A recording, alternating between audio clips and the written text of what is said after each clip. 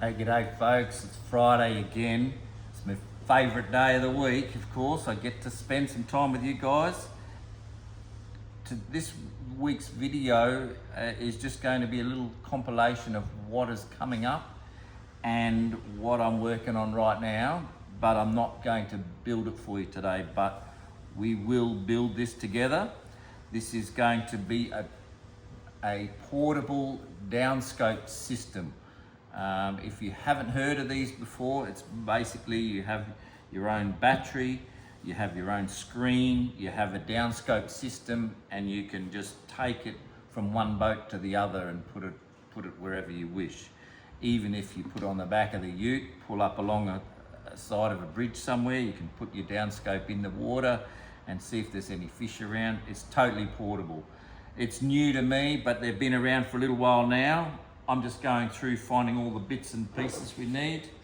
We've got the active target set up here. We've got a lithium battery, we've got a mount for it, and we've got some Anderson plugs, and we've also got a vent which we're going to put in a big box with some hinges on it and a sealed lid, and we're going to make that in the next video. We're going to TIG weld it. We're going to make it out of 3mm aluminium as per usual. It's the same materials I use on most jobs. Just all of this electrical equipment, I will get an auto sparky in to do this all properly and have it all nicely nested.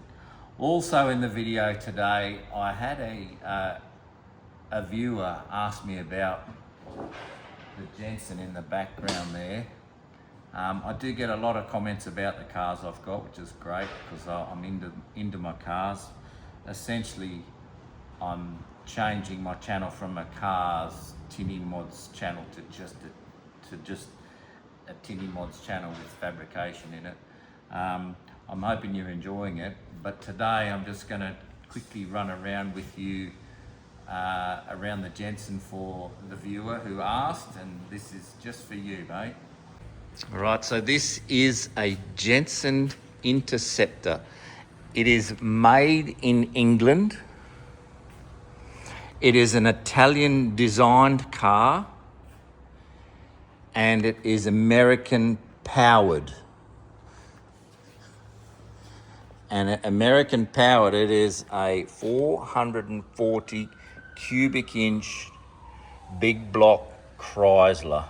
And with the fuel crisis today, I'm even scared to just fill the carby. But anyway, that's my Jensen. I'm doing a bit of work on it at the moment. I've got some interior parts pulled apart.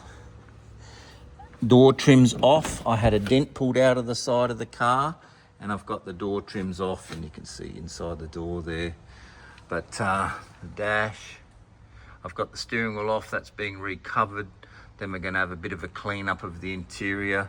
But it starts, runs, and does everything it's supposed to do.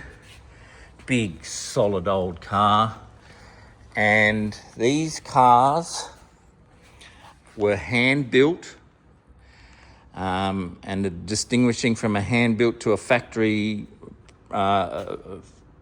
build line is that there is no separation of the mudguards. This is all one piece mudguard which goes into the body, and same goes down to the nose cone. The nose cone is all one piece. These were hand built, individually made, and there's a lot of history of these Jensen Interceptors. In today's world, they're probably not that fast power-wise for the size of the engine that they got inside them.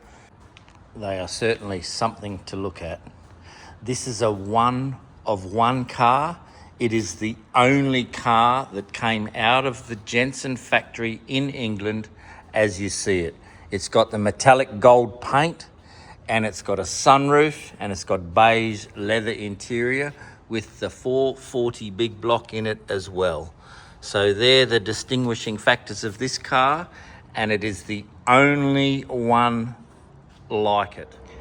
And being an Australian delivered car, it is relatively rust free. There is no rust around the bottom of the wheel arches. I have no rust in the bottom of the sills or the doors. In the front of the mud guards, it's all rust free. And if you're ever trying to rebuild or restore a car, anybody would know that a rusty car is a very expensive car to fix. But this car, it's been up on the hoist. I'm not going to say that it is rust free because there is a spot of rust in the front of the car behind the front wheel. It's very minimal when you consider some of these cars, they rust out all across the back here, and they're a very big problem, especially the English cars that drove on salt roads to keep the ice down, and it just flicked up under the guards and everywhere when it just rusted. Basically, when I bought this car and I talked to the people of the know and I asked where do they rust from, they basically said from the line down.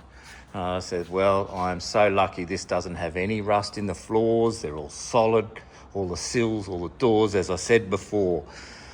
So also I'm going to sell this car. So one day it's going to be up for sale once she's up and running. I'm putting it in the car show first this year. So you're looking at some history here that you'll never park next to another one with this combination, which makes the car in some way a little bit more valuable.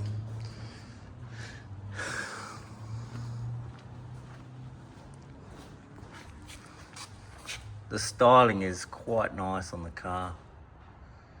They're big, heavy, everything's metal. Steel bumpers and overriders. It's got alloy wheels in 1973. It's got 4-wheel disc brakes on it. They did make a 4-wheel drive version of this car, but they're very rare as well. So there you go, that's my Jensen. Oh, that's my Vespa as well. But that's my Jensen. I hope you've enjoyed this. And let's get back into what we were talking about. So for future videos, we've got this tank to build. It is already built and in place, but I have it ready to show you.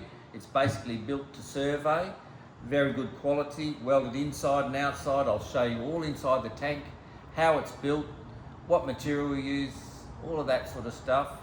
And also I have a 5-meter boat that's getting a whole transformation of a new floor.